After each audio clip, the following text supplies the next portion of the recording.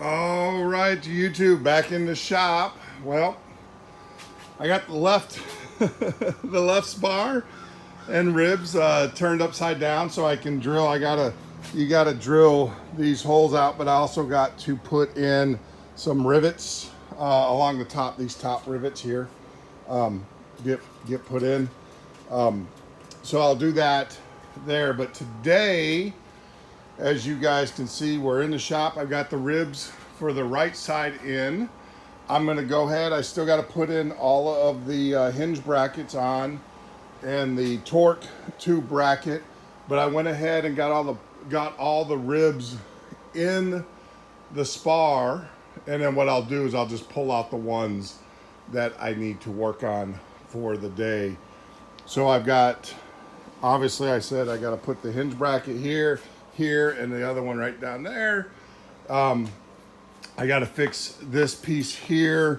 So you guys remember I cut the wrong tab. I cut the back tab. I don't know what I was thinking. So I got the replacement piece there. Get that in there so it'll clear this nut plate here. Yeah, so we got all of that to do today. And then I've got all of the riveting of the top holes. Now, when you're riveting these, there is a set that you don't rivet. You only do one side. You don't do both. So I got to pull out the plans and get that, because what happens is the skin's going to lay over this, and the skin is actually going to be riveting as well. So there's things on these tabs here. I believe it's everywhere where there's a nut plate, basically, because what happens is the fuel tank will overlap. If you look at this, this is the trailing edge. This is the back of the wing. This is the front. And so so what happens here is the actual fuel tank makes up this portion of the wing from my, probably right here down, and that gets screwed on. The fuel tank does not get not bolted on, but does not get riveted on. That gets screwed on. So these holes here, which are between the nut plates, they're going to get covered up by the skin and stuff. So these are the ones that will get the rivet. So, but I'll pull out the plans and do that. But yeah, so today is Denny's not with me in the shop today. This is just me getting things worked out. So that's the left side spar. This is the right side spar. Some of the things that are going to change is I'm going to be putting in a roll autopilot servo in here, and that bracket gets changed out. So I got all my great safety wire stuff, but I got a new safety wire tool, which I'll show you over there. So that's got to come out, and the new bracket goes in that place. I haven't ordered the bracket yet, but I figured it would be better to do it while the wing is wide open, so I can get to it and everything. So yeah, so that's what we got going on today. Got some riveting. Just it's a one-man show here in the shop as I get on these. So yeah. So the first thing is I get that cut the right way. I'll cut it the right way, and then we'll just proceed to get these bracket mounts put in place and everything. So yeah, there's not a whole lot going on today. Just a lot of little tedious work. Just little things. It's the little things. The little things. So yep, and so yep, that's about it. I'll see you when I see you. All right, YouTube. So once again, we're going to be riveting in these pivot arms. These are the pivot arms that the elevators and also the flaps pivot on. And if you guys remember, last time when I did these, I screwed one up. And what I did is I just put clecos in the corners, and I didn't cleco the center. And what that does, this metal is pretty thin. Yeah, it's amazing. You know, it's amazing. It's an airplane. So it's pretty thin. And so what happened is if you don't have it mated together really well, I don't think that one won't show you. If you don't have it mated together really well, you're not going to get a good clean or a good mate there. As far as how that mates together, it's going to be wavy. They're going to puff and do all sorts of things and kind of stick out. You want this, the strength of rivets. If you don't know this by now, I'm going to tell you.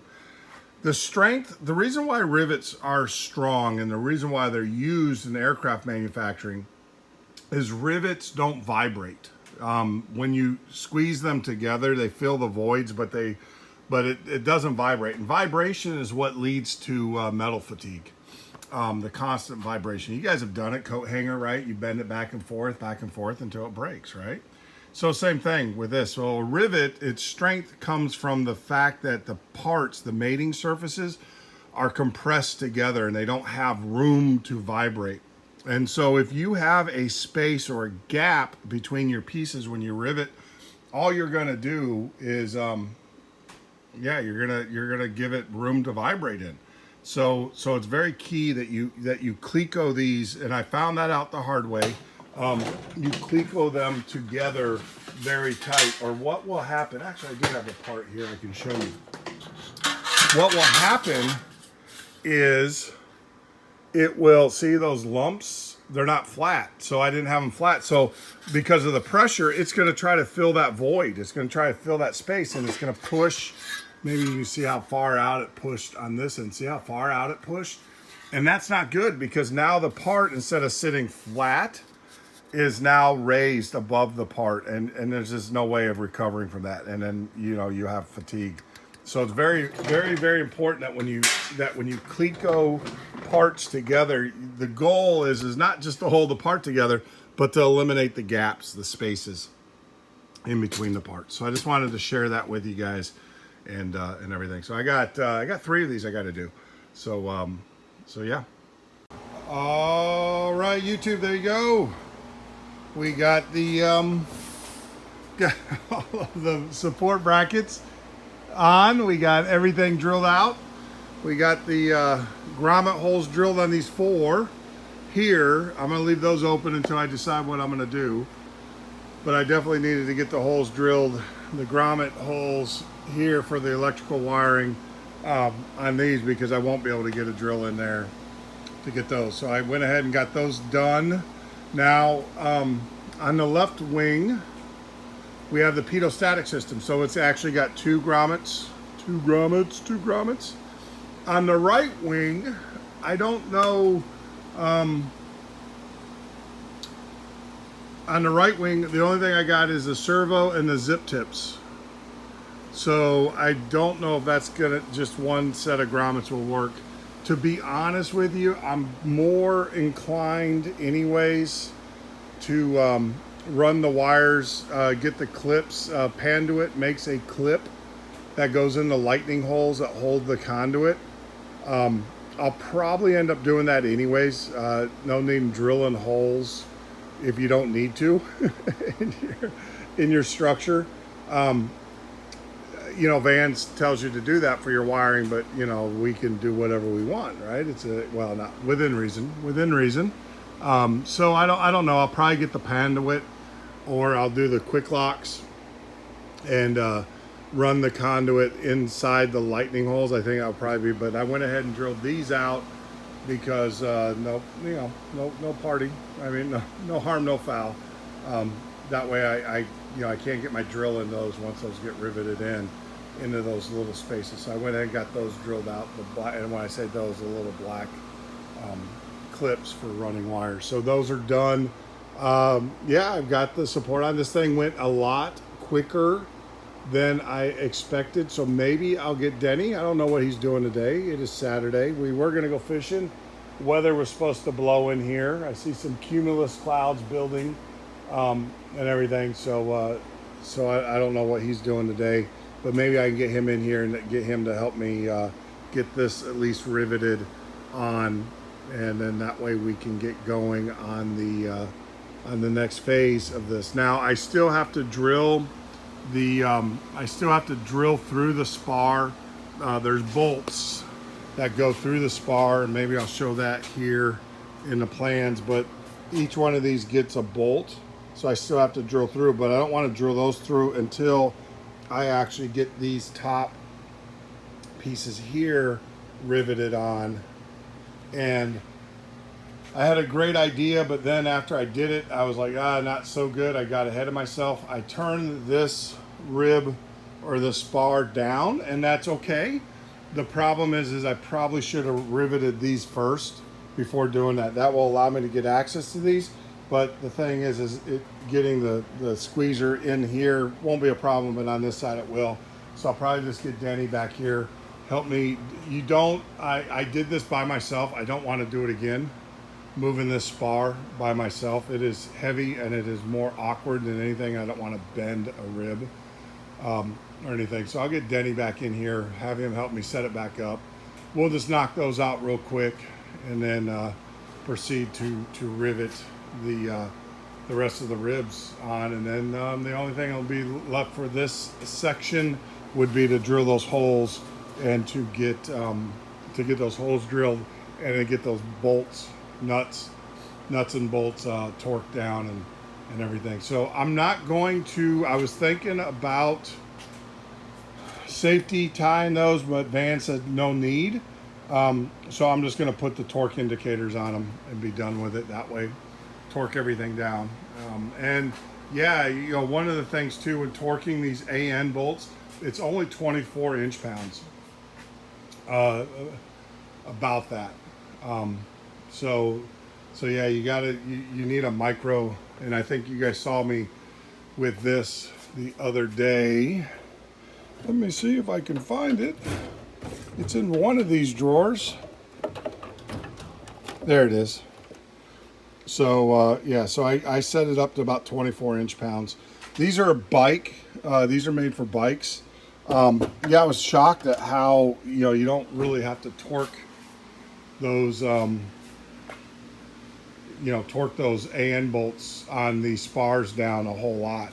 They're only about 1.6 to 2 inch foot-pounds of torque, which equates out to 24 to 24 inches of inch-pounds.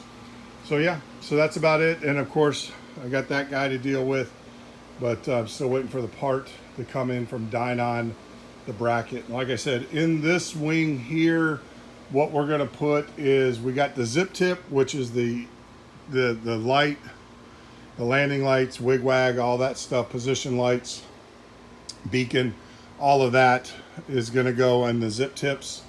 So I have that run, and then I have the servo run here. I'll probably put the magnetometer out here, so I might have that as well. So I don't know. Like I said, I'm probably just going to run the wiring in the lightning holes. Now on the left side, same thing. I got a zip tip that's got to go out there, and then I've got the pedostatic system with the AOA. From Dynon is what I'm going to put in there. So I've got some plumbing to run for that. For the AOA indicator, I got the same electrical. No servos or anything, so that's good. It's just running that for the pedostatic. That it's a heated pedostatic system, and then it's going to have, of course, the two runs: one for the pedo tube for the airspeed indicator for the pedo system, and then the AOA for angle of attack and everything indicated. That's a separate tube that runs in that system. So yeah, that's what we got on the game plan. But yeah, it was fun. I got done a lot quicker than I suspected. I think it has a lot to do with, you know, repetition. When you do this once, you do it twice. You know, the second time is pretty quick. In some cases, I had to do it 3 times. But yeah, you know, things are going really well. So I'm gonna call it a day, or just call it a session, and then see what Denny's doing today and seeing if he wants to come out and help me. I will tell you, having another set of hands, even though yes, you can do this by yourself. Don't think you can't. You can absolutely, but it is better to have another person. We zoomed through this, riveting up the ribs on this spar like within 30 minutes, 40 minutes at the most. So and the other thing is the quality was so much better. You know, because he was checking every one. So it's yeah. So yep, very happy with it. But you guys know the routine. Make sure you leave a comment, dislike, subscribe in the section. Keep it to the airplane. I'll get back to you. And like always, may God bless you. Keep you guys safe.